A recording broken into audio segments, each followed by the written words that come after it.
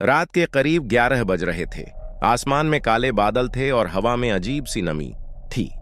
एक कार जंगल के रास्ते पर धीरे धीरे आगे बढ़ रही थी। कार में 4 लोग थे। राजीव, उसकी पत्नी नेहा, बेटा आर्यन और बेटी सिया। वे लोग शहर से एक शांत जगह पर घूमने निकले थे, पर रास्ता भटककर अब एक अजीब गांव के करीब पहुंच गए थे। राजीव ने कहा, जीपीएस कुछ दिखा नहीं रहा, शायद सिग्नल चला गया।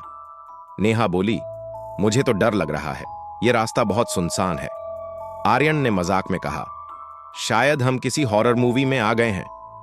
सिया मुस्कुराई, पापा चलो ना, थोड़ा एडवेंचर भी तो होना चाहिए। थोड़ी देर में कार के सामने एक टूटा फूटा बोर्ड दिखा जिस पर आधा नाम मिटा हुआ था, भैरवपुर गांव। बोर्ड के नीचे खून जैसे लाल निशान बने थे। राजीव ने कहा, लगता है यहां कोई नहीं रहता, फिर भी चलो रात यहीं रुक जाते हैं। नेहा झिझकते हुए बोली, पर कहीं ये वही भूतिया गांव तो नहीं जिसके बारे में नेट पर पढ़ा था? राजीव हंसकर बोला, अरे वो सब कहानियां हैं, असल में कुछ नहीं होता। पर उसकी हंसी ज्यादा देर टिक नहीं पाई। गांव में घुसते ही हवा अचानक ठंडी हो गई। चारों तरफ टूटे मकान, जली हुई दीवारें और सूखे पेड़ थे। सड़क के बीचों बीच एक पुराना कुआं था जिसके पास दिए की बुझी लौ अब भी धुआं छोड़ रही थी। सिया ने धीरे से कहा, मम्मी ये दिया किसने जलाया होगा? नेहा ने बेटे का हाथ पकड़ा, शायद किसी ने पूजा की होगी, आर्यन बोला, या किसी आत्मा ने। और इतना कहते ही हवा का झोंका आया, दिया फिर से जल उठा। चारों ने एक दूसरे की ओर देखा। राजीव ने कांपते हुए कहा, शायद कोई हमें देख रहा है। उन्होंने जल्दी से पास की एक हवेली में शरण ली। अंदर अंधेरा था, दीवारों पर जाले और टूटे फर्नीचर पड़े थे। नेहा बोली, कम से कम बारिश से तो बच गए। आर्यन ने टॉर्च निकाली और बोला, यहां तो फिल्म शूट हो सकती है। सिया ने डरते हुए कहा, भैया ऐसे मत बोलो। जैसे ही उन्होंने अंदर कदम रखा, दरवाजा अपने आप बंद हो गया। नेहा चौंक गई, राजीव ये दरवाजा अपने आप बंद हुआ। राजीव ने संभलते हुए कहा, शायद हवा से बंद हुआ होगा। पर तभी ऊपर की मंजिल से किसी के चलने की आवाज आई, टक टक टक। सिया कांपते हुए बोली, ऊपर कौन है? राजीव ने कहा, मैं जाकर देखता हूं। नेहा ने रोका, नहीं राजीव, अकेले मत जाओ। पर राजीव टॉर्च लेकर ऊपर चला गया। ऊपर एक लंबा गलियारा था। वहां दीवार पर पुरानी तस्वीरें टंगी थीं, एक परिवार की जो कुछ हद तक उन्हीं जैसा दिखता था। तस्वीर के नीचे लिखा था, भैरवपुर की आखिरी आत्माएं। राजीव के कदम वहीं रुक गए। नीचे से नेहा ने आवाज दी, कुछ मिला? राजीव ने कहा, बस पुरानी तस्वीरें हैं।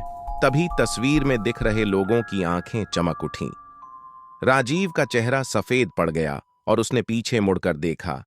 गलियारे में कोई खड़ा था।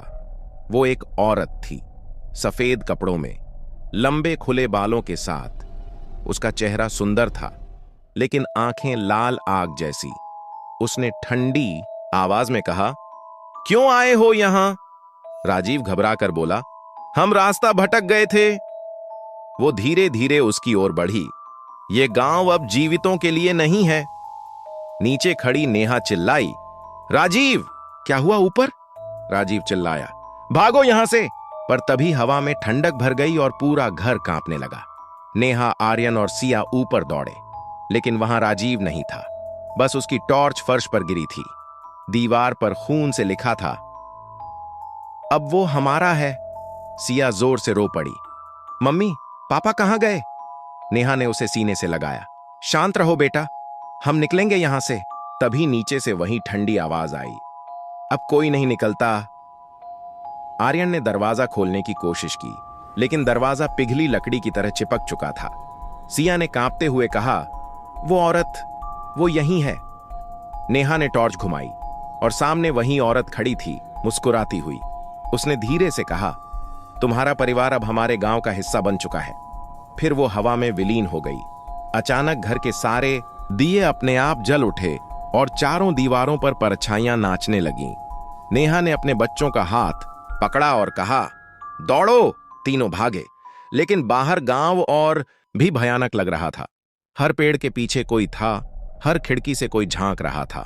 सुबह की पहली किरणें जैसे ही टूटी, गांव का सन्नाटा कुछ देर के लिए हल्का हुआ।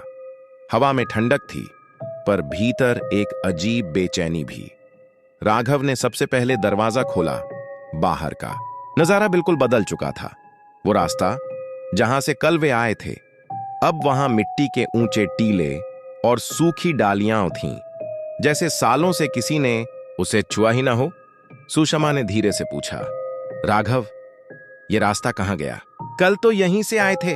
राघव ने कुछ पल तक देखा, फिर बोला, मुझे समझ नहीं आ रहा, ये कैसे हो सकता है। इतने में अंजलि भी बाहर आ गई।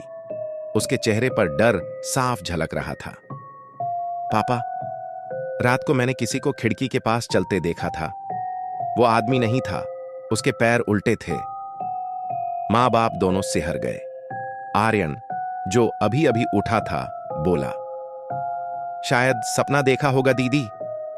लेकिन तभी अचानक कुएं के पास से एक भारी आवाज आई, जैसे कोई पानी से निकलकर हाँफ रहा हो। सब उधर भागे। वहां कोई नहीं था, बस पानी में उभरी थी एक झलक, किसी स्त्री का चेहरा, जो कुछ पलों के लिए दिखा और फिर गायब हो गया। सुषमा कांपती हुई बोली, राघव, यह जगह ठीक नहीं है, हमें यहां से जाना चाहिए।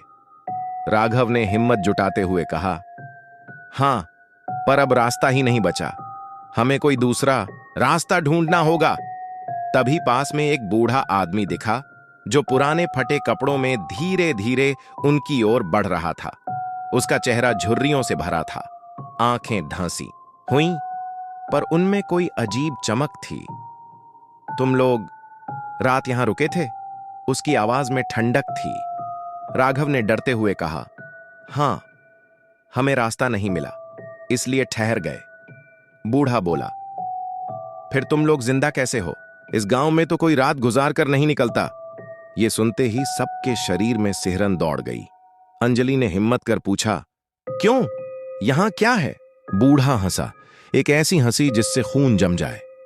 यहां की हर दीवार में एक रूह बंद है, और वो तब तक चैन नहीं पाएगी जब तक कोई नया मेहमान उसकी जगह ना ले ले।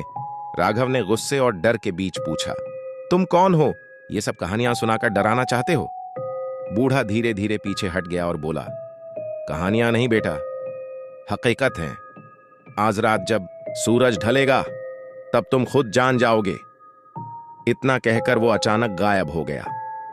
हवा में बस धुएं की एक परत बची, और वहीं जमीन पर एक पुराना ताबीज गिरा हुआ था। राघव ने उसे उठाया तो अजीब सी ठंडक उसकी उंगलियों में दौड़ गई। शाम होते ही माहौल और डरावना हो गया। हवा तेज चलने लगी, पेड़ों की डालियां किसी के सिर पर गिरने जैसी आवाजें कर रही थीं। सुषमा ने सबको कमरे में बंद किया, कोई बाहर नहीं जाएगा। पर तभी दरवाजे पर ठक ठक की आवाज आई। आर्यन बोला, शायद वो बूढ़ा आया है। राघव ने धीरे से दरवाजा खोला। सामने वही औरत खड़ी थी जो कुएं में दिखी थी। उसका चेहरा सड़ा हुआ, आंखें खून जैसी लाल और बाल जमीन तक फैले हुए। वो मुस्कुराई, तुम लोग तो मेहमान हो ना, आज तुम्हें यहीं रहना होगा, हमेशा के लिए। इतना कहकर वो झपटी और कमरे की दीवारें जैसे चीख उठीं। सुषमा ने आर्यन और अंजलि को पीछे किया। राघव ने वो ताबीज उठाया और उसे औरत की ओर फेंक दिया। अचानक एक तीखी रोशनी हुई और औरत दर्द से चीख कर गायब हो गई। सन्नाटा फिर लौट आया, लेकिन इस बार सन्नाटा जिंदा नहीं था। वो किसी मौत के बाद का सन्नाटा था। चारों हाँफ रहे थे, मगर जिंदा थे। राघव ने कांपते हुए कहा, हमने उसे रोक तो दिया, पर वो गई नहीं। वो अब हम में से किसी में है। कमरे में फैली हवा ठंडी पड़ गई और अंजलि की आंखें अचानक चमक उठीं।